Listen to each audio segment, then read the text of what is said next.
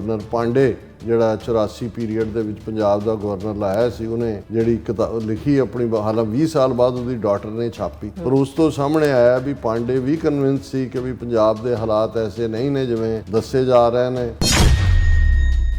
ਜਦੋਂ ਜਨਰਲ ਵੈਦਿਆ ਉੱਥੇ ਆਏ ਔਰ ਉਹਨਾਂ ਨੇ ਕਿਹਾ ਕਿ ਵੀ ਅਸੀਂ ਇਹ ਪਲਾਨ ਕਰ ਰਹੇ ਹਾਂ, ਤੇ ਅਸੀਂ ਵੈਦਿਆ ਨੂੰ ਸਲਾਹ ਦਿੱਤੀ ਸੀ ਕਿ ਵੀ ਇਹ ਪਿੰਡਾਂ ਵਾਲਿਆਂ ਔਰ ਉਹਨਾਂ ਦੇ ਸਮਰਥਕਾਂ ਨੂੰ ਅਕਾਲ ਤਖਤ ਤੋਂ ਕੱਢਣ ਲਈ ਫੌਜ ਦੀ ਵਰਤੋਂ ਨਾ ਕੀਤੀ ਜਾਏ ਔਰ ਇਹ ਸਿਆਸੀ ਫੈਸਲਾ ਹੈ ਜੋ ਇਹਦਾ ਅਸੀਂ ਸ਼ਾਮਲ ਨਾ ਹੋਈਏ। ਪਰ ਉਹਦੇ 'ਚ ਜਨਰਲ ਸ਼ਰਮਾ ਨੇ ਕਿਹਾ ਕਿ ਵੀ ਵੈਦਿਆ ਨੇ ਕਿਹਾ ਵੀ ਮੈਨੂੰ ਇੰਦਰਾ ਗਾਂਧੀ ਨੇ ਇਹ ਕੰਮ ਸੌਂਪਿਆ ਕਿ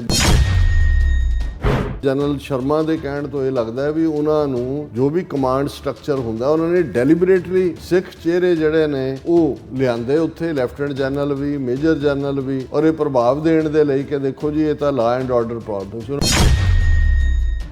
ਗਲਤ ਢੰਗ ਨਾਲ ਸਿੱਖ ਅਧਿਕਾਰੀਆਂ ਨੂੰ ਇਸ ਦੇ ਵਿੱਚ ਵਰਤਿਆ ਗਿਆ ਸਿੱਖਾਂ ਨੂੰ ਮਾਰਨ ਲਈ ਸਿਰਫ ਇੰਦਰਾ ਗਾਂਧੀ ਦੇ ਜ਼ੁਬਾਨੀ ਹੁਕਮਾਂ ਦੇ ਉੱਤੇ। Viewers welcome back to program. So viewers गलबात करन जा रहे हैं कि घल्लूघारा 84 संबंधी अंदरूनी भेत भी ਜਿਹੜੇ 41 ਵਰਿਆਂ ਬਾਅਦ ਹੌਲੀ ਹੌਲੀ ਬਾਹਰ ਆ ਰਹੇ ਨੇ। ਜਨਰਲ ਵੈਦਿਆ ਤੋਂ ਬਾਅਦ ਭਾਰਤੀ ਫੌਜ ਦੇ ਮੁਖੀ ਬਣੇ ਜਨਰਲ VN ਸ਼ਰਮਾ ਨੇ ਵੀ ਇਸ ਸੰਬੰਧੀ ਕੁਝ ਇਨਕਸ਼ਾਫ ਜਿਹੜੇ ਕੀਤੇ ਹੈ ਕਿ ਇਹ ਸਭ ਆਪਣੇ ਆਪ ਨੂੰ ਸੁਰਖਰੂ ਕਰਨ ਲਈ ਕੀਤਾ ਜਾ ਰਿਹਾ ਜਾਂ ਸੱਚਾਈ ਮੂੰਹ ਚੋਂ ਨਿਕਲ ਰਹੀ ਹੈ। ਸੋ ਇਸ ਬਾਰੇ ਆਪਾਂ ਗੱਲਬਾਤ ਕਰਨ ਜਾ ਰਹੇ ਹਾਂ, ਨਾਲ ਜਿਹੜੇ ਤੁਹਾਡੇ ਲਾਈਵ ਮੈਸੇਜ ਨੇ ਉਹ ਵੀ ਆਪਾਂ ਸ਼ੇਅਰ ਕਰਨ ਜਾ ਰਹੇ ਹਾਂ। ਸੋ ਅਸੀਂ ਚਾਹਾਂਗੇ ਕਿ ਤੁਸੀਂ ਇਸੇ ਤਰ੍ਹਾਂ ਬਣੇ ਰਹਿਣਾ, ਦੇਖਣ ਸੁਣ ਲਿਆ, ਲਿਖਣ ਲਈ ਤੁਹਾਡਾ ਸਭ ਦਾ ਬਹੁਤ ਬਹੁਤ ਧੰਨਵਾਦ ਜੀ। ਡਾਕਟਰ ਸਾਹਿਬ ਕੀ ਵਿਚਾਰਾਂ ਨੇ? ਦੇਖੋ ਅਸੀਂ ਜਦੋਂ ਜੂਨ 84 ਦੇ ਘੱਲੂਘਾਰੇ ਦੀ 41ਵੀਂ ਦੁਖਦ ਸਾਲਾਨਾ ਯਾਦ ਦੇ ਉੱਤੇ ਗੱਲਬਾਤ ਕਰ ਰਹੇ ਹਾਂ ਜੀ। ਵੈਸੇ ਵੀ ਇਹ ਕਿਹਾ ਜਾਂਦਾ ਹੈ ਕਿ ਵੀ ਅਸਲੀ ਇਤਿਹਾਸ ਤਾਂ ਉਦੋਂ ਲਿਖਿਆ ਜਾਂਦਾ ਹੈ ਜਦੋਂ ਇਹ ਘਟਨਾ ਵਾਪਰੀ ਹੁੰਦੀ ਹੈ, ਉਸ ਦੀ ਡਸਟ ਸੈਟਲ ਹੋ ਜਾਂਦੀ ਹੈ, ਵੀ ਮਿੱਟੀ ਉਸ ਦੀ ਬਹਿ ਜਾਂਦੀ ਹੈ, ਫਿਰ ਤੱਥ ਸਾਹਮਣੇ ਆਉਂਦੇ ਨੇ। ਸੋ ਜ਼ਾਹਰ ਹੈ ਵੀ ਬਹੁਤ ਕੁਝ ਦਬਾਇਆ ਗਿਆ ਕਿਉਂਕਿ ਸਰਕਾਰ ਨੇ ਤਾਂ ਜਿਸ ਅੰਦਾਜ਼ ਦੇ ਵਿੱਚ ਇਹ ਘੱਲੂਘਾਰਾ 84 ਵਰਤਾਇਆ, ਪੰਜਾਬ ਨੂੰ ਕੱਟ ਆਫ ਕਰ ਦਿੱਤਾ ਸੀ। ਜਿਹੜੇ ਲੋਕ ਉਸ ਸਾਰੇ ਦੇ ਵਿੱਚ ਜਿਹਦਾ ਵੀ ਕਿਤੇ ਕੋਈ ਰੋਲ ਸੀ, ਜੇ ਉਹਨੇ ਕਦੇ ਜ਼ਬਾਨ ਖੋਲ੍ਹੀ ਤੇ ਉਸ ਦਾ ਜਿਹੜਾ ਉਸ ਨਾਲ ਕੀ ਹਸ਼ਰ ਹੋਣਾ ਹੈ ਇਹ ਡਰਦਿਆਂ ਬਹੁਤੇ ਨਹੀਂ ਬੋਲੇ। ਹਾਲਾਂ ਥੋੜ੍ਹੇ ਤੱਤ ਜਿਵੇਂ ਹਾਇਰ ਲੈਵਲ ਆਫੀਸ਼ੀਅਲ ਨੇ, ਜਨਰਲ ਬਰਾੜ ਨੇ ਜਿਹੜਾ ਲਾਸਟ ਕੀਤਾ ਉਹਦੇ 'ਚ ਉਹਨੇ ਕਿਹਾ ਕਿ ਜਦੋਂ ਫੌਜ ਆਏ ਵੱਡਿਆਂ ਦੀਆਂ ਲੱਤਾਂ ਕੰਬਦੀਆਂ, ਉਹਨਾਂ ਦੀਆਂ ਪੈਂਟਾਂ ਗਿੱਲੀਆਂ ਹੋ ਜਾਂਦੀਆਂ, ਇਹ ਤਾਂ ਜਦੋਂ ਟੈਂਕਾਂ ਦੀ ਗੜਗੜਾਹਟ ਆਏਗੀ ਜਾਂ ਦੂਜੇ ਆਏਗੀ। ਉਹ ਸ਼ਾਇਦ ਭਿੰਡਰ ਹਾਇਰ ਅਪ BSF ਦਾ ਡਾਇਰੈਕਟਰ ਸੀ, ਉਹਨੇ ਬਰਾੜ ਨੂੰ ਕਿਹਾ ਵੀ ਤੁਸੀਂ ਫਿਰ ਸੰਤ ਜਰਨੈਲ ਸਿੰਘ ਪਿੰਡ ਵਾਲਿਆਂ ਨੂੰ ਨਹੀਂ ਜਾਣਦੇ ਬਿਲਕੁਲ, ਔਰ ਉਹ ਖਫਾ ਹੋਇਆ ਵੀ ਤੂੰ ਫੌਜ ਦਾ ਮੋਰਾਲ ਤੋੜ ਰਿਹਾ। ਇਹੀ ਗੱਲ ਹੋਰਨਾਂ ਵੀ ਥਾਵਾਂ ਤੋਂ ਅਸੀਂ ਦੇਖਦੇ ਹਾਂ ਕਿ ਵੀ ਕੀ ਲੇਕਿਨ coming from the horse mouth, ਇਹ ਇੱਕ ਇੰਗਲਿਸ਼ ਟਰਮ ਹੈ ਕਿ ਫੌਜੀ ਲੈਵਲ ਦੇ ਉੱਤੇ ਕਿਸ ਲੈਵਲ ਦੀ ਤਿਆਰੀ ਸੀ। ਹੁਣ ਇਹ ਬਹੁਤ ਸਾਰੇ ਜਿਹੜੇ ਨੇ ਉਹ ਸ਼ਾਇਦ ਕਈ ਆਪਣੇ ਆਪ ਨੂੰ ਜਾਂ ਆਪਣੇ ਟੱਬਰਾਂ ਨੂੰ ਭਵਿੱਖ ਦੇ ਵਿੱਚ ਸਿੱਖਾਂ ਦੇ ਰੋਹ ਤੋਂ ਬਚਾਉਣ ਲਈ ਵੀ ਕੁਝ ਗੱਲਾਂ ਕਹਿ ਰਹੇ ਹੋਣ, ਆਪਣੇ ਆਪ ਨੂੰ ਨਿਰਦੋਸ਼ ਸਾਬਤ ਕਰਨ ਲਈ।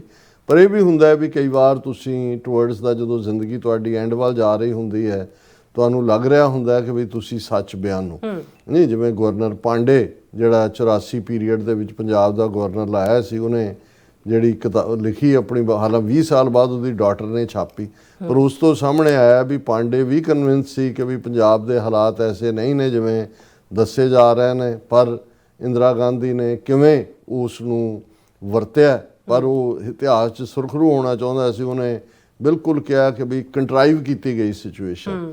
ਇਵੇਂ ਹੀ ਜਿਹੜਾ ਹੋਰਨਾਂ ਦੀ ਵੀ ਟੈਸਟੀਮਨੀ ਹੈ। ਹੁਣ ਅੱਜ ਜਿਹੜੀ ਖਬਰ ਬਹੁਤ ਪਾਸੇ ਸਰਕੂਲੇਟ ਕਰ ਰਹੀ ਹੈ ਸੋਸ਼ਲ ਮੀਡੀਆ ਦੇ ਉੱਤੇ ਵੀ, ਕਿ ਉਸ ਵੇਲੇ ਦਾ ਇੱਕ ਪ੍ਰਮੁੱਖ ਲੈਫਟੀਨੈਂਟ ਜਨਰਲ ਜਿਹੜਾ ਬਾਅਦ 'ਚ ਜਨਰਲ ਵੈਦਿਆ ਜਿਹਨੇ ਫੌਜ ਨੂੰ ਹਮਲੇ ਦਾ ਹੁਕਮ ਦਿੱਤਾ ਸੀ, ਉਹਨੂੰ ਤਾਂ ਭਾਈ ਹਰਜਿੰਦਰ ਸਿੰਘ ਜਿੰਦਾ, ਸੁਖਦੇਵ ਸਿੰਘ ਸੁੱਖਾ ਨੇ ਸਜ਼ਾ ਯਾਫਤਾ ਕੀਤਾ।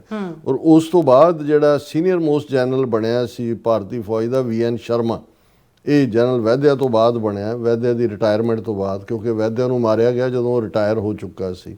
ਔਰ ਉਹਨਾਂ ਨੇ ਜਿਹੜਾ ਇੱਕ ਇੰਟਰਵਿਊ, ਇਹ ਹੁਣ ਜਿਹੜਾ ਜਨਰਲ VN ਸ਼ਰਮਾ ਇਹਦੀ ਉਮਰ 95 ਸਾਲ ਦੀ ਹੈ ਇਸ ਵੇਲੇ, ਔਰ ਉਹਨੇ ਜਿਹੜਾ ਇੱਕ ਫੌਜ ਦੇ ਸਾਬਕਾ ਜੱਜ advocate general major general Narinder Kumar ਨੂੰ ਇੱਕ ਇੰਟਰਵਿਊ ਦਿੱਤਾ ਹੈ, ਜਿਹਨੂੰ ਲੈਕਸ ਕੌਂਸੀਲੀਅਮ ਫਾਊਂਡੇਸ਼ਨ ਨਾਂ ਦਾ YouTube ਚੈਨਲ ਹੈ ਜਿਸ ਦੇ ਉੱਤੇ ਇਹ ਟੈਲੀਕਾਸਟ ਹੋਇਆ। ਔਰ ਉਹਨਾਂ ਨੇ ਕਿਹਾ ਕਿ ਵੀ ਇਹ ਜਦੋਂ ਇਹ ਹਮਲੇ ਦਾ ਫੈਸਲਾ ਹੋਇਆ ਸਾਡੇ ਤੱਕ ਖਬਰ ਆਈ, ਅਸੀਂ ਵਰਜਿਆ ਸੀ ਜਨਰਲ ਵੈਦਿਆ ਨੂੰ ਕਿ ਵੀ ਇਹ ਕੰਮ ਮਤ ਕਰੋ। ਉਹਨਾਂ ਨੇ ਇਹ 95 ਸਾਲਾ ਜਨਰਲ VN ਸ਼ਰਮਾ ਕਹਿ ਰਹੇ ਨੇ ਕਿ ਫੌਜੀ ਅਭਿਆਸ ਵਿਭਾਗ ਜਿਹੜਾ DGMO ਕਹਿੰਦੇ ਨੇ, ਮਿਲਟਰੀ ਆਪਰੇਸ਼ਨ ਡਾਇਰੈਕਟੋਰੇਟ ਦੇ ਵਿੱਚ ਉਹਨਾਂ ਨੇ ਕਿਹਾ ਕਿ ਮੈਂ additional director general military operation ਸੀ ਉਸ ਵੇਲੇ। ਔਰ ਜਦੋਂ ਜਨਰਲ ਵੈਦਿਆ ਉੱਥੇ ਆਏ ਔਰ ਉਹਨਾਂ ਨੇ ਕਿਹਾ ਕਿ ਵੀ ਅਸੀਂ ਇਹ ਪਲਾਨ ਕਰ ਰਹੇ ਹਾਂ, ਤੇ ਅਸੀਂ ਵੈਦਿਆ ਨੂੰ ਸਲਾਹ ਦਿੱਤੀ ਸੀ ਕਿ ਵੀ ਇਹ ਪਿੰਡਾਂ ਵਾਲਿਆਂ ਔਰ ਉਹਨਾਂ ਦੇ ਸਮਰਥਕਾਂ ਨੂੰ ਅਕਾਲ ਤਖਤ ਤੋਂ ਕੱਢਣ ਲਈ ਫੌਜ ਦੀ ਵਰਤੋਂ ਨਾ ਕੀਤੀ ਜਾਏ। ਉਹਨਾਂ ਨੇ ਕਿਹਾ ਵੀ ਫੌਜ ਹਿਫਾਜ਼ਤ ਲਈ ਹੁੰਦੀ ਹੈ ਮੁਲਕ ਦੀਆਂ ਸਰਹੱਦਾਂ 'ਤੇ, ਔਰ ਇਹ ਸਿਆਸੀ ਫੈਸਲਾ ਹੈ ਜੋ ਇਹਦਾ ਅਸੀਂ ਸ਼ਾਮਲ ਨਾ ਹੋਈਏ। ਪਰ ਉਹਦੇ 'ਚ ਜਨਰਲ ਸ਼ਰਮਾ ਨੇ ਕਿਹਾ ਕਿ ਵੀ ਵੈਦਿਆ ਨੇ ਕਿਹਾ ਵੀ ਮੈਨੂੰ ਇੰਦਰਾ ਗਾਂਧੀ ਨੇ ਇਹ ਕੰਮ ਸੌਂਪਿਆ ਕਿ ਵੀ ਇਹ ਇਵੇਂ ਕੀਤਾ ਜਾਏ। ਔਰ ਉਹਨਾਂ ਨੇ ਕਿਹਾ, ਇਹ ਹੁਣ ਕੋਟ ਅਨਕੋਟ ਕਿਹਾ ਕਿ ਵੀ ਜਦ ਉਹਨਾਂ ਨੇ ਵੈਦਿਆ ਨੂੰ ਕਿਹਾ ਕਿ ਉਹ ਬੌਸ ਹੈ ਇੰਦਰਾ ਗਾਂਧੀ, ਤੇ ਜੇ ਬੌਸ ਕਹੇ ਤਾਂ ਕੀ ਛਾਲ ਮਾਰ ਦੇਣੀ ਜਾਂ ਮਾਰਨੀ ਪੈਂਦੀ ਹੈ, ਤਾਂ ਅਸੀਂ ਉਹਨਾਂ ਨੂੰ ਕਿਹਾ ਕਿ ਤੁਸੀਂ ਸੰਵਿਧਾਨਕ ਅਧਿਕਾਰੀ ਹੋ, ਫੌਜੀ ਮੁਖੀ ਹੋ, ਤੁਹਾਡੀ ਡਿਊਟੀ ਹੈ ਕਿ ਸੰਵਿਧਾਨ ਦੀ ਉਲੰਘਣਾ ਨਾ ਹੋਏ। ਤੁਸੀਂ ਚਾਹੋ ਤਾਂ ਇਹ ਮਾਮਲਾ ਸਿੱਧਾ ਸੁਪਰੀਮ ਕੋਰਟ ਲਿਜਾ ਸਕਦੇ ਹੋ, ਉਹਨਾਂ ਕੋਲ ਜਾ ਕੇ ਕਹਿ ਸਕਦੇ ਹੋ ਕਿ ਫੌਜ ਦਾ ਕੰਮ ਨਹੀਂ। ਹੁਣ ਇਹ 95 ਸਾਲਾ ਫੌਜੀ ਜਨਰਲ ਰਿਹਾ, ਉਸ ਵੇਲੇ ਜਿਹੜਾ ਨੰਬਰ 2 ਸੀ ਇਹ ਸਾਰੇ ਆਪਰੇਸ਼ਨ, ਜੋ ਕਹਿ ਰਿਹਾ ਕਿ ਅਸੀਂ ਜਨਰਲ ਵੈਦਿਆ ਨੂੰ ਕਿਹਾ ਕਿ ਵੀ ਤੂੰ ਇਹ ਹੁਕਮ, ਔਰ ਇੰਦਰਾ ਗਾਂਧੀ ਨੇ ਕੋਈ ਲਿਖਤੀ ਨਹੀਂ ਦਿੱਤੇ, ਜ਼ਬਾਨੀ ਹੁਕਮ ਦਿੱਤੇ, ਔਰ ਉਹਨੇ ਕਿਹਾ ਕਿ ਜੀ ਇਹ ਤੂੰ ਜਿਹੜਾ ਸੁਪਰੀਮ ਕੋਰਟ ਕੋਲ ਜਾ ਸਕਦੇ ਹੋ। ਫਿਰ ਜਨਰਲ ਸ਼ਰਮਾ ਨੇ ਇਹ ਵੀ ਕਿਹਾ ਕਿ ਵੀ ਸਿੱਖ ਫੌਜੀ ਅਧਿਕਾਰੀਆਂ ਨੂੰ ਗਲਤ ਢੰਗ ਨਾਲ ਕਮਾਂਡ ਨਿਯਮਾਂ ਨੂੰ ਅਣਡਿੱਠਾ ਕਰਕੇ ਸਿੱਖਾਂ ਨੂੰ ਮਾਰਨ ਲਈ ਤਤਕਾਲੀ ਫੌਜੀ ਮੁਖੀ ਜਨਰਲ ਸੁੰਦਰਜੀ ਵੱਲੋਂ ਨਿਯੁਕਤ ਕੀਤਾ ਗਿਆ, ਸਿਰਫ ਇੰਦਰਾ ਗਾਂਧੀ ਦੇ ਜ਼ੁਬਾਨੀ ਹੁਕਮਾਂ ਉੱਤੇ। ਹੁਣ ਇਸ ਤੋਂ ਇਹ ਵੀ ਸਾਬਤ ਹੋਇਆ ਵੀ ਕਿਉਂਕਿ ਇੰਦਰਾ ਗਾਂਧੀ ਦੀ ਹਕੂਮਤ ਇਹ ਪ੍ਰਭਾਵ ਦੇਣਾ ਚਾਹੁੰਦੀ ਸੀ, ਦੇਖੋ ਜੀ ਇਹ ਤਾਂ ਸਿੱਖਾਂ ਨੇ ਹੀ, ਸਿੱਖ ਫੌਜੀ ਨੇ, ਹੁਣ ਉੱਥੇ ਕਮਾਂਡ ਕਿਸੇ ਦੀ ਹੈ, ਤੁਸੀਂ ਲੈਫਟੀਨੈਂਟ ਜਨਰਲ ਲਿਆ ਕੇ ਜਿਹੜਾ ਉਹ ਇੱਕ ਸਿੱਖ ਲਾ ਦਿੰਦੇ ਹੋ, ਮੇਜਰ ਜਨਰਲ ਜਿਹੜਾ ਬਰਾੜ ਹੈ ਉਹਨੂੰ ਲਿਆ ਕੇ ਤੁਸੀਂ ਉੱਥੇ ਲਾ ਦਿੰਦੇ ਹੋ। ਔਰ ਇਸ ਤੋਂ ਇਹ ਜਨਰਲ ਸ਼ਰਮਾ ਦੇ ਕਹਿਣ ਤੋਂ ਇਹ ਲੱਗਦਾ ਹੈ ਵੀ ਉਹਨਾਂ ਨੂੰ ਜੋ ਵੀ ਕਮਾਂਡ ਸਟਰਕਚਰ ਹੁੰਦਾ ਉਹਨਾਂ ਨੇ ਡੈਲੀਬਰੇਟਲੀ ਸਿੱਖ ਚਿਹਰੇ ਜਿਹੜੇ ਨੇ ਉਹ ਲਿਆਂਦੇ ਉੱਥੇ, ਲੈਫਟੀਨੈਂਟ ਜਨਰਲ ਵੀ, ਮੇਜਰ ਜਨਰਲ ਵੀ, ਔਰ ਇਹ ਪ੍ਰਭਾਵ ਦੇਣ ਦੇ ਲਈ ਕਿ ਦੇਖੋ ਜੀ ਇਹ ਤਾਂ ਲਾ ਐਂਡ ਆਰਡਰ ਪ੍ਰੋਬਲਮ ਸੀ। ਉਹਨਾਂ ਨੇ ਕਿਹਾ ਕਿ ਭਾਈ, ਔਰ ਉਹਨਾਂ ਨੇ ਕਿਹਾ ਵੀ ਵੈਦਿਆ ਨੂੰ ਉਹਨਾਂ ਨੇ ਕਿਹਾ ਵੀ ਤੂੰ ਕਹਿ ਰਿਹਾ ਹੈ ਕਿ ਵੀ ਬੌਸ ਦਾ ਹੁਕਮ ਹੈ ਕਿ ਵੀ ਹੁਣ ਤੈਨੂੰ ਬੌਸ ਕਿਹਾ ਵੀ ਛਾਲ ਮਾਰ, ਤੇ ਤੂੰ ਕੀ ਛਾਲ ਮਾਰੇਗਾ? ਤੂੰ ਵੀ ਇੰਡੀਪੈਂਡੈਂਟ ਤੇਰੀ ਫੌਜੀ ਮੁਖੀ ਹੈ, ਜੇ ਤੈਨੂੰ ਲੱਗਦਾ ਵੀ ਇਹ ਜਿਹੜਾ ਇਹ ਇਸ ਕਿਸਮ ਦਾ ਗਲਤ ਹੈ ਤਾਂ ਤੂੰ ਸੁਪਰੀਮ ਕੋਰਟ ਨੂੰ ਅਪਰੋਚ ਕਰ ਸਕਦਾ। ਫਿਰ ਉਹਨਾਂ ਨੇ ਕਿਹਾ ਵੀ ਇਹਦੇ ਬਾਵਜੂਦ ਨਾ ਸਿਰਫ ਇਹ ਹਮਲਾ ਕੀਤਾ ਗਿਆ, ਗਲਤ ਢੰਗ ਨਾਲ ਸਿੱਖ ਅਧਿਕਾਰੀਆਂ ਨੂੰ ਇਸ ਦੇ ਵਿੱਚ ਵਰਤਿਆ ਗਿਆ ਸਿੱਖਾਂ ਨੂੰ ਮਾਰਨ ਲਈ, ਸਿਰਫ ਇੰਦਰਾ ਗਾਂਧੀ ਦੇ ਜ਼ੁਬਾਨੀ ਹੁਕਮਾਂ ਦੇ ਉੱਤੇ। ਹੁਣ ਇਸ ਤੋਂ ਪਹਿਲਾਂ ਇਹ ਹੁਣ ਦੂਸਰੀ ਟੈਸਟੀਮਨੀ ਹੈ ਜਿਹੜਾ ਨੰਬਰ 2 ਮੈਨ ਸੀ ਜਿਹੜਾ ਉਹ ਸਾਰੇ ਆਪਰੇਸ਼ਨ ਨੂੰ ਕਮਾਂਡ ਕਰ ਰਿਹਾ ਸੀ। ਹੁਣ ਉਸ ਤੋਂ ਪਹਿਲਾਂ ਵੈਸਟਰਨ ਕਮਾਂਡ ਦਾ ਲੈਫਟੀਨੈਂਟ ਜਨਰਲ SK ਸਿਨਹਾ ਸੀ। ਉਹਨੇ ਕਿਹਾ ਵੀ ਜਦੋਂ 20 ਸਤੰਬਰ 1981 ਨੂੰ ਸੰਤ ਭਿੰਡਾਂ ਵਾਲਿਆਂ ਨੂੰ ਗ੍ਰਿਫਤਾਰ ਕਰਨਾ ਸੀ, ਫੌਜ ਨੂੰ ਮੇਰੇ ਤੋਂ, ਕਿਉਂਕਿ ਉਹ ਵੈਸਟਰਨ ਕਮਾਂਡ ਸੀ, ਟੈਂਕ ਮੰਗੇ ਗਏ, ਔਰ ਮੈਂ ਕਿਹਾ ਕਿ ਵੀ ਇਹ ਕੋਈ ਟੈਂਕ ਜਿਹੜੇ ਨੇ ਉਹ ਆਪਣੇ ਸਿਵਲੀਅਨਸ ਨੂੰ ਮਾਰਨ ਲਈ ਥੋੜ੍ਹੇ ਨੇ, ਇਨਕਾਰ ਕੀਤਾ। ਡਿਫੈਂਸ ਮਿਨਿਸਟਰ ਨੇ ਮੈਨੂੰ ਉਹ ਕਹਿੰਦਾ ਕਿ ਵੀ ਕਰਕੇ ਕਿਹਾ, ਔਰ ਜਦੋਂ ਉਹ ਅੜਿਆ ਰਿਹਾ ਤੇ ਫਿਰ ਉਹਨੂੰ ਜਨਰਲ ਨਹੀਂ ਬਣਾਇਆ, ਉਹ ਰਿਜ਼ਾਈਨ ਕਰਕੇ ਚਲਾ ਗਿਆ ਸੀ, ਬਾਅਦ 'ਚ ਗਵਰਨਰ ਵੀ ਰਿਹਾ, ਔਰ ਉਹਨੇ SK ਸਿਨਹਾ ਨੇ ਕਿਤਾਬ ਵੀ ਲਿਖੀ। ਸੋ ਅਸੀਂ ਐਡਮਾਇਰ ਕਰਦੇ ਹਾਂ ਉਹ ਲੋਕ ਜਿਨ੍ਹਾਂ ਨੇ, ਉਹਨਾਂ 'ਚ SK ਸਿਨਹਾ ਸੀ, ਔਰ ਹੁਣ ਜੇ ਮਰਨ ਤੋਂ ਪਹਿਲਾਂ 95 ਸਾਲਾ VN ਵਿਸ਼ਵਨਾਥ ਸ਼ਰਮਾ ਉਹਦਾ ਨਾਂ ਹੈ, ਇਹ ਜਿਹੜਾ 14ਵਾਂ ਭਾਰਤੀ ਫੌਜ ਦਾ ਮੁਖੀ ਸੀ ਜਨਰਲ ਵੈਦਿਆ। ਜੇ ਹੁਣ ਉਹਨੂੰ ਵੀ ਲੱਗਦਾ ਵੀ ਇਹ ਫੈਸਲਾ ਬਿਲਕੁਲ ਗਲਤ ਸੀ, ਇਹ ਵੈਦਿਆ ਨੇ ਇੰਦਰਾ ਗਾਂਧੀ ਦੇ ਕਹਿਣ 'ਤੇ ਕੀਤਾ, ਫੌਜੀ ਕਮਾਂਡ ਵੀ ਸਿੱਖ ਤਾਂ ਹੀ ਲਿਆਂਦੇ ਗਏ ਜਿਹੜੇ ਕਿ ਬਿਲਕੁਲ ਕਮਾਂਡ ਦੇ ਰੂਲਸ ਦੇ ਵੀ ਉਲੰਘਣਾ ਸੀ, ਔਰ ਫੌਜ ਦੀ ਅਸੀਂ ਐਪਰੀਸ਼ੀਏਟ ਕਰਦੇ ਹਾਂ ਵੀ at least for the sake of the history. ਇਹ ਹਾਲਾਂ ਇੱਕ ਇਹਨਾਂ ਦਿਨਾਂ 'ਚ ਸੁੰਦਰ ਜੀ ਦੀ ਵਾਈਫ, ਜਿਹੜਾ ਜਨਰਲ ਸੁੰਦਰ ਜੀ ਨੇ ਵੈਦਿਆ ਤੋਂ ਬਾਅਦ ਨੈਕਸਟ ਕਮਾਂਡ ਤਾਂ ਉਹਦੀ ਸੀ, ਲੈਫਟੀਨੈਂਟ ਜਨਰਲ ਉਹ ਕਰ ਰਿਹਾ ਸੀ, ਬਾਕੀ ਜਿਹੜਾ ਰਣਜੀਤ ਸਿੰਘ ਦਿਆਲ ਸੀ ਜਿਹੜਾ ਪੱਗ ਵਾਲਾ ਲਿਆ ਕੇ ਖੜਾ ਕੀਤਾ ਸੀ। ਹੁਣ ਇਹਦੀ ਵਾਈਫ ਦਾ VK ਉਹਦੀ ਸੁੰਦਰ ਜੀ ਦੀ ਵੀ ਇੱਕ ਇੰਟਰਵਿਊ ਪਿਛਲੇ ਦਿਨਾਂ 'ਚ BBC ਦਾ ਸੀ। ਉਹਨੇ ਕਿਹਾ ਜੀ ਮੇਰਾ ਘਰ ਵਾਲਾ ਹਮੇਸ਼ਾ ਹੱਸਦਾ ਮੁਸਕਰਾਉਂਦਾ ਹੱਸੂ ਕਰਦਾ ਸੀ, ਔਰ ਉਹਨੇ ਕਹਿੰਦਾ ਵੀ ਜਿਉਂ ਹੀ ਜੂਨ 84 ਹੋਇਆ ਉਸ ਤੋਂ ਬਾਅਦ ਉਹਨੂੰ ਹੱਸਣਾ ਭੁੱਲ ਗਿਆ, ਮੈਂ ਉਹਦੇ ਚਿਹਰੇ ਤੇ ਕਦੇ ਸਮਾਈਲ ਨਹੀਂ ਦੇਖੀ, ਕਦੇ ਇਹ ਸਾਰੇ ਆਪਣੇ ਆਪ ਨੂੰ ਜਸਟੀਫਾਈ ਕਰ ਰਹੇ ਨੇ। ਇਸੇ ਤਰ੍ਹਾਂ ਜਿਹੜਾ ਜਸਬੀਰ ਰੈਣਾ ਨਾਂ ਦਾ, ਜਿਹਨੇ ਕਿਹਾ ਜੀ ਮੈਂ ਸਭ ਤੋਂ ਪਹਿਲਾਂ ਆਫਰ ਕੀਤਾ ਜਦੋਂ ਬਰਾੜ ਨੇ ਕਿਹਾ ਕਿ ਜੀ ਕਿਹੜਾ ਦਰਬਾਰ ਸਾਹਿਬ ਦੇ ਅੰਦਰ ਜਾਏਗਾ, ਬਾਅਦ 'ਚ ਉਹਦੀਆਂ ਲੱਤਾਂ ਉੜ ਗਈਆਂ ਸੀ ਅੰਦਰ। ਉਹਨੇ ਕਿਹਾ ਜੀ ਮੈਂ ਅੱਜ ਤੱਕ ਵੀ ਜਿਹੜਾ ਮੈਨੂੰ ਬਹਾਦਰੀ ਦਾ ਮੈਡਲ ਮਿਲਿਆ ਸੀ ਮੈਂ ਕਦੇ ਆਪਣੀ ਹਿੱਕ 'ਤੇ ਨਹੀਂ ਸਜਾਇਆ, ਕਿਉਂਕਿ ਮੈਨੂੰ ਪਛਤਾਵਾ ਹੈ ਇਸ ਗੱਲ ਦਾ ਕਿ ਮੈਂ ਮਰ ਕਿਉਂ ਨਹੀਂ ਗਿਆ ਮੈਂ ਇਵੇਂ ਕਰਨ। ਉਹਨੇ ਵੀ ਰਿਗਰੈਟ ਕੀਤਾ। ਬਾਕੀ ਬਿਆਨ ਸਿੰਘ, ਸਤਵੰਤ ਸਿੰਘ, ਕੇਰ ਸਿੰਘ ਨੇ ਜੋ ਬਹਾਦਰੀ ਭਰਿਆ ਕਾਰਨਾਮਾ ਕੀਤਾ, ਇਹਨਾਂ ਸਾਰਿਆਂ ਨੂੰ ਸ਼ਾਇਦ ਇਹ ਕਿਤੇ ਨਾ ਕਿਤੇ ਇਸ ਗੱਲ ਨੂੰ ਦੇਖ ਰਹੇ ਨੇ ਕਿ ਭਾਈ ਸ਼ਾਇਦ ਸਾਡੀ ਵੀ ਜਿਹੜੀ ਹੈ ਉਹ ਪਾਪ ਕਿੱਥੇ ਜਾ ਕੇ ਧੋਣੇ ਨੇ, ਰੱਬ ਦੀ ਦਰਗਾਹ 'ਚ ਤਾਂ ਕਿਉਂ ਨੇ। ਸਿੱਖਾਂ ਨੇ ਵੀ ਛੱਡਣਾ ਜਿਹੜਾ ਉਹ ਸਿੱਖ ਭੁੱਲਣ ਵਾਲੇ ਤਾਂ ਨਹੀਂ ਨੇ ਅੱਜ ਤੱਕ ਵੀ। ਉਹ ਅਰੂੜ ਸਿੰਘ ਦਾ ਨਾਂ ਲੈ ਕੇ ਹੋਏ ਜਾਂ ਕਿਸੇ ਹੋਰ ਦਾ ਹੋਏ, ਇੱਕਦਮ ਬੀਤੇ ਨੂੰ ਸਿੱਖ ਸਾਹਮਣੇ ਲੈ ਆਉਂਦੇ ਨੇ। ਪਰ ਮੈਨੂੰ ਇਹ ਲੱਗਦਾ ਵੀ ਇਹ for the sake of the history ਇੱਕ ਪੋਜ਼ਿਟਿਵ ਡਿਵੈਲਪਮੈਂਟ ਵੀ ਹੈ। ਪਰ ਮੈਨੂੰ ਇਹ ਵੀ ਲੱਗਦਾ ਨਾਲ ਦੀ ਨਾਲ ਕਿ ਵੀ ਇਹ ਸਾਰੇ ਸਿੱਖਾਂ ਦੀ ਕਚਹਿਰੀ ਵਿੱਚ ਵੀ ਆਪਣੇ ਆਪ ਨੂੰ ਬੇਗੁਨਾਹ ਸਾਬਤ ਕਰਨਾ ਚਾਹੁੰਦੇ ਨੇ। ਇਹਨੂੰ ਕਹਿੰਦੇ ਨੇ ਕਿ ਵੀ ਜੇ ਇੰਦਰਾ ਗਾਂਧੀ ਜਿਉਂਦੀ ਹੁੰਦੀ ਤਾਂ ਫਿਰ ਇਹਨਾਂ ਨੇ ਪਤਾ ਨਹੀਂ ਕੀ ਕਿਸੇ ਨੇ ਕਿਤੇ ਗਵਰਨਰ ਲੱਗਿਆ ਹੋਣਾ ਸੀ, ਕਿਸੇ ਨੇ ਕਿਤੇ ਲੱਗਾ ਹੋਣਾ ਸੀ। ਸੋ ਲੇਕਿਨ ਫਿਰ ਵੀ ਇਹਨੂੰ ਚਲੋ ਅਸੀਂ ਐਪਰੀਸ਼ੀਏਟ ਹੀ ਕਰਦੇ ਹਾਂ ਜੇ ਕੋਈ ਮਰਨ ਤੋਂ ਪਹਿਲਾਂ ਜਿਹੜਾ ਉਹ ਸੱਚ ਦੱਸ ਜਾਂਦਾ ਦੁਨੀਆ ਨੂੰ ਵੀ ਇਵੇਂ ਨਹੀਂ ਇਵੇਂ ਹੋਇਆ ਸੀ। ਸੋ ਨਾਈਸ ਜੀ ਰਾਜ ਸਾਹਿਬ, ਤੁਹਾਡਾ ਬਹੁਤ ਬਹੁਤ ਸ਼ੁਕਰੀਆ। ਸੋ ਹੁਣ ਆਪਾਂ ਆਪਣੇ ਜਿਹੜੇ ਵਿਊਅਰਸ ਮੈਸੇਜ ਨੇ ਉਹ ਲੈਣ ਜਾ ਰਹੇ ਹਾਂ। ਸਭ ਦਾ ਬਹੁਤ ਬਹੁਤ ਸ਼ੁਕਰੀਆ ਅਦਾ ਕਰਦੇ ਹਾਂ। ਅੱਜ ਤੇ ਝੜੀ ਲੱਗੀ ਹੋਈ ਹੈ ਆਪਣੇ ਮੈਸੇਜ ਦੀ। ਸੋ ਧਰਮ ਸਿੰਘ ਜੀ ਸਾਡੇ ਪਹਿਲੇ ਵਿਊਅਰ ਨੇ ਜਿਹੜੇ ਸਾਨੂੰ ਫਤਿਹ ਬੁਲਾਉਂਦੇ ਨੇ। ਵਾਹਿਗੁਰੂ ਜੀ ਕਾ ਖਾਲਸਾ, ਵਾਹਿਗੁਰੂ ਜੀ ਕੀ ਫਤਿਹ। ਰਵਿੰਦਰ ਸਿੰਘ ਜੀ ਔਰ ਫਿਰ ਇਸੇ ਤਰ੍ਹਾਂ ਬਸਰਾ ਜੀ, ਫਿਰ ਨਿਹੰਗ ਸਿੰਘ ਜੀ, ਸੁਖਜੀਵਨ ਬੱਚੂ ਜੀ, ਮੁਹੰਮਦ ਜੋਨਸ ਜੀ ਔਰ ਇਸੇ ਤਰ੍ਹਾਂ ਸਿੰਘੋਂ ਜੀ, ਫਿਰ ਇਸ ਤਰ੍ਹਾਂ ਸੋਨਮਾਲ ਜੀ ਔਰ ਮੁਹੰਮਦ जॉनस जी खालसा जिंदाबाद, पाकिस्तान जिंदाबाद कहते हैं। और फिर कहते हैं डॉक्टर साहब क्या खालिस्तान और पाकिस्तान का बॉर्डर वीज़ा फ्री होगा?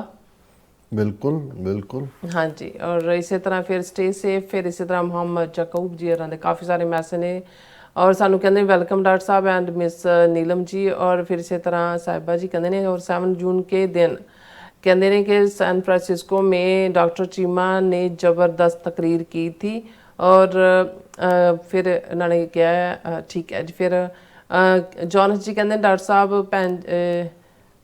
की कहते ने 5 दरिया की पानी के मालिक पंजाबी कैसे दूसरे को कहते ने कर सकते हैं, ख़त्म कर सकते हैं हक को, पानी के हक को। और फिर इस तरह अमरजीत सिंह सैनी जी भी और जाकूब जी कहते बोले सोनियाल सत श्री अकाल, राज करेगा खालसा और खालसा जिंदाबाद, लव खालिस्तान। और सिख जड़े ने सिंह दी आईडी तो कहते हैं कि what Punjabi people were listening on June on TV. फिर इस तरह सिंह गर्चा जी भी और फिर इस तरह मोहम्मद जॉनस जी कहते हैं कि डॉक्टर साहब जब से पाकिस्तान ने खालिस्तान तारीख की हमायत की है, खालिस्तान तारीख ज़रूर कहते जोर अपना जड़ा वो पकड़ रही है। और फिर मोहम्मद जाकूब जी कहते हैं कि I can't wait any longer to see Khalistan flag at Wagah border, why India flag at Wagah border. बिल्कुल ठीक फरमा रहे हो। हाँ जी, कहते बड़े अफसोस की बात है।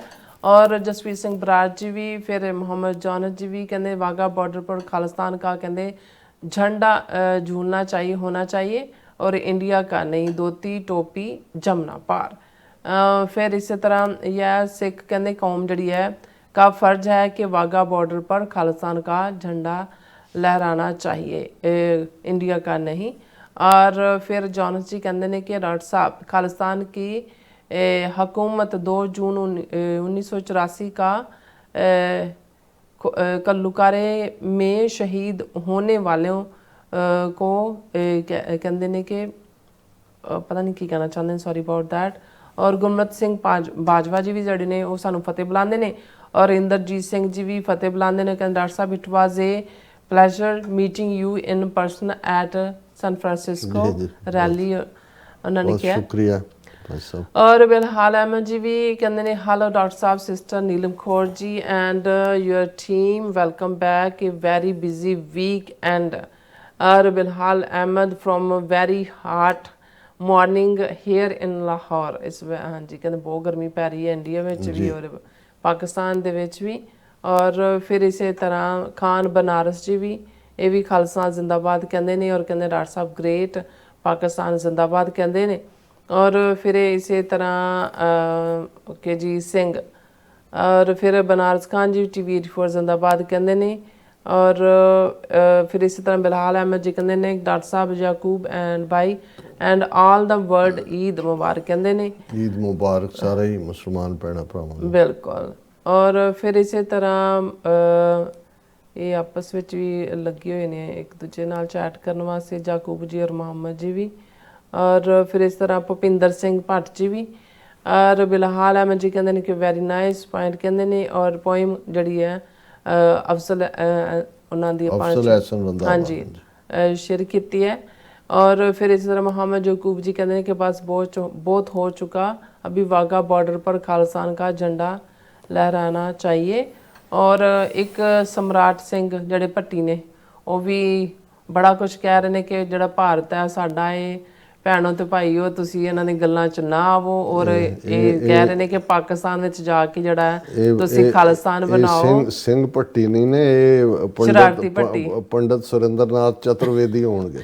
ਤੇ ਫਿਰ ਆਪਸ ਵਿੱਚ ਇੱਕ ਦੂਸਰੇ ਨੂੰ ਜਵਾਬ ਵੀ ਦੇ ਰਹੇ ਨੇ ਮੁਹੰਮਦ ਜੋਨਸ ਜੀ ਵੀ ਦੇ ਰਹੇ ਨੇ ਜਵਾਬ ਔਰ ਨਿਹੰਗ ਸਿੰਘ ਹੋਰਾਂ ਨੇ ਵੀ ਕਿਹਾ ਵੀ ਐਵੇਂ ਦੁੱਖੀ ਟਿੱਕਿਆਂ ਦੀ ਪਰਵਾਹ ਨਾ ਕਰੋ ਕੌਣ ਆਈਡੀ ਬਣਾ ਕੇ ਕਿੱਥੋਂ ਆ ਜਾਂਦਾ। ਬਿਲਕੁਲ ਇਦਾਂ ਦੇ ਸਾਰੇ ਮੈਸੇਜ ਨੇ ਇਹਨਾਂ ਦੇ ਆਪਸ ਵਿੱਚ ਹੀ ਲੱਗੇ ਨੇ ਸਤਨਾਮ ਸਿੰਘ ਜੀ ਵੀ ਸਰਮੁਖ ਮੁੰਦਰਾ ਜੀ ਵੀ ਔਰ ਫਿਰ ਇਸੇ ਤਰ੍ਹਾਂ ਹਾਂਜੀ ਆਪਸ ਵਿੱਚ ਇਹਨਾਂ ਦੀ ਚੈਟ ਉਹ ਜਿਹੜੀ ਉਹ ਚੱਲ ਰਹੀ ਹੈ ਔਰ ਫਿਰ ਮੇਰੇ ਖਿਆਲ ਚ ਹਾਂਜੀ ਡਾਕਟਰ ਪਰਮਜੀਤ ਸੰਗਰਾ ਜੀ ਸਾਨੂੰ ਬੜੇ ਪਿਆਰ ਨਾਲ ਉਹ ਫਤਿਹ ਬੁਲਾਉਂਦੇ ਨੇ। ਸ਼ੁਕਰੀਆ ਡਾਕਟਰ ਸਾਹਿਬ ਤੁਹਾਡੇ ਹਾਂਜੀ ਪਿਆਰ ਭਰੇ ਬੋਲਾਂ ਦਾ ਐਜ਼ ਆਲਵੇਸ। ਬਿਲਕੁਲ and all about truth and Sikhism ਜੀ ਵੀ ਫਤਿਹ ਬੁਲਾਉਂਦੇ ਨੇ ਮੇਰੇ ਖਿਆਲ ਚ ਬਸ ਰਵਿੰਦਰ ਸਿੰਘ ਜੀ ਵੀ ਔਰ ਇਸੇ ਤਰ੍ਹਾਂ ਮਨਪ੍ਰੀਤ ਸਿੰਘ ਜੀ ਵੀ ਔਰ ਨਿਹੰਗ ਸਿੰਘ ਜੀ ਬਲਿਹਾਰ ਸਿੰਘ ਕੰਗ ਜੀ ਵੀ ਔਰ ਜਤਿੰਦਰ ਸਿੰਘ ਜੀ ਵੀ ਔਰ ਇਸੇ ਤਰ੍ਹਾਂ ਕਹਿੰਦੇ ਨੇ ਕਿ ਮਨਪ੍ਰੀਤ ਰਾ ਦਾ ਮੈਸੇਜ ਹੈ ਸਾਰੇ ਵਿਊਅਰਸ ਨੂੰ ਕਹਿੰਦੇ ਵੱਧ ਤੋਂ ਵੱਧ ਸਬਸਕ੍ਰਾਈਬ ਕਰੋ ਤੇ ਸ਼ੇਅਰ ਵੀ ਕਰੋ ਕਹਿੰਦੇ ਸਾਰੇ ਜਿਹੜੇ ਵਿਊਅਰ ਨੇ 63,000 ਜਿਹੜੇ ਮੈਂਬਰ ਨੇ ਆਪਣੇ ਪਲੀਜ਼ ਕਹਿੰਦੇ ਇਹਨਾਂ ਨੂੰ ਸ਼ੇਅਰ ਵੀ ਕਰੋ ਸਾਡੇ ਪ੍ਰੋਗਰਾਮ ਨੂੰ।